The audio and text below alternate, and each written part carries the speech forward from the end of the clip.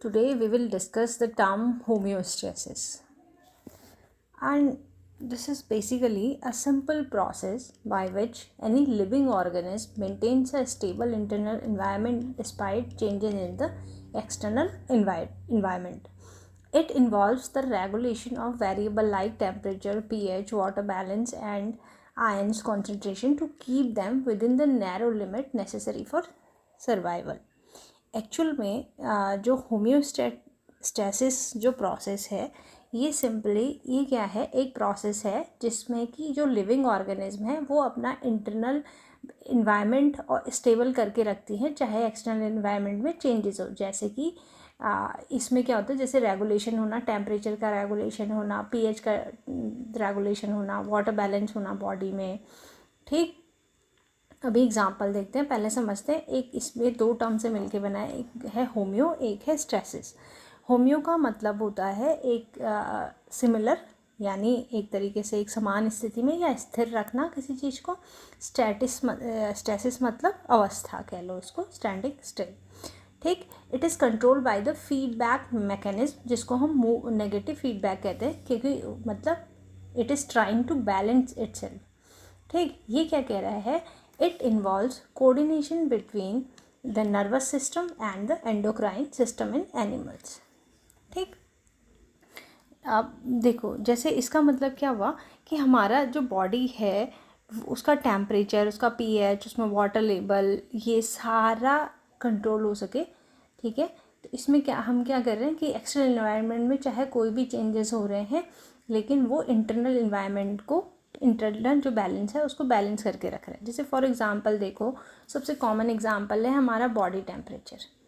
ठीक, देखो, जब गर्मियों के मौसम में स्वेटिंग होने लगती है to maintain a temperature of a body, और ठंडियों के मौसम में वही सिवरिंग होने लगती है. क्यों? क्योंकि it has to balance a proper temperature.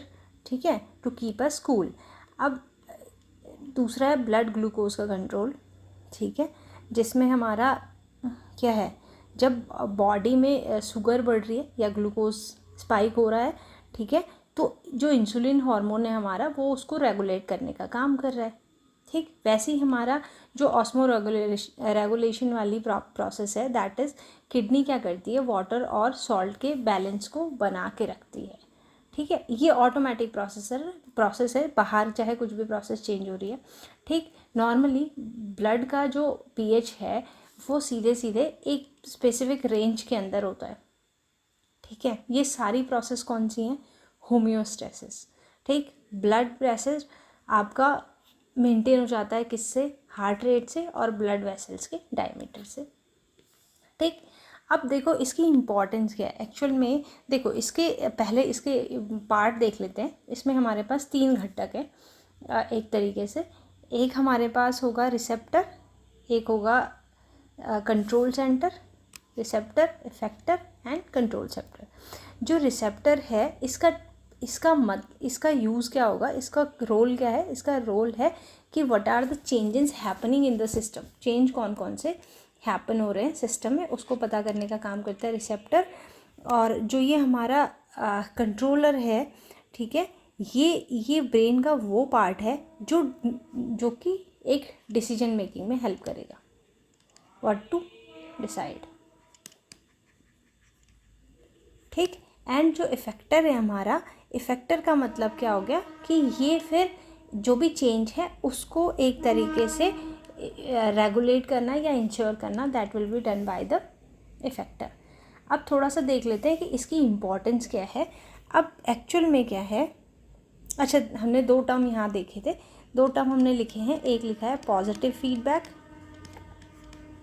ऐसे ही हमारे पास एक होता है नेगेटिव फीडबैक.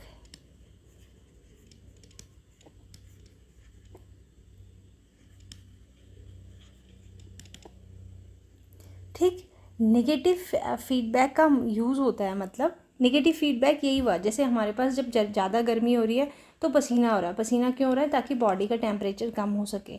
ठीक है, तो नेगेटिव फीडबैक का मतलब है कि वो एक तरीके से जो भी सिचुएशन है उसको नॉर्मल करने की कोशिश कर रहा है.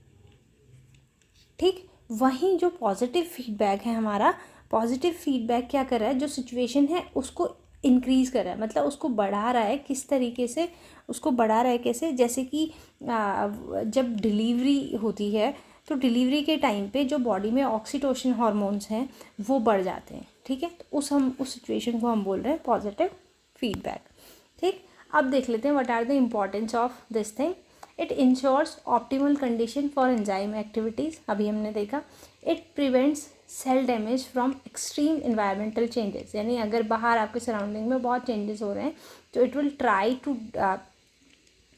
Try to prevent the cell damage, ठीक। It maintains the survival for fluctuating external environment, मतलब अगर टेम्परेचर बाहर बढ़ रहा है तो यू आर हैविंग स्वेट, ठीक है, और अगर कम हो रहा है तो यू आर शिवरिंग, ठीक। तो एक्चुअल में क्या कर रहा है वो, उसको एक मेंटेन बैलेंस करने का रोल है। तो this was all about homeostasis. हमने क्या कहा, it is simply a process by which a living organism maintains a stable internal environment despite changes in the external environment.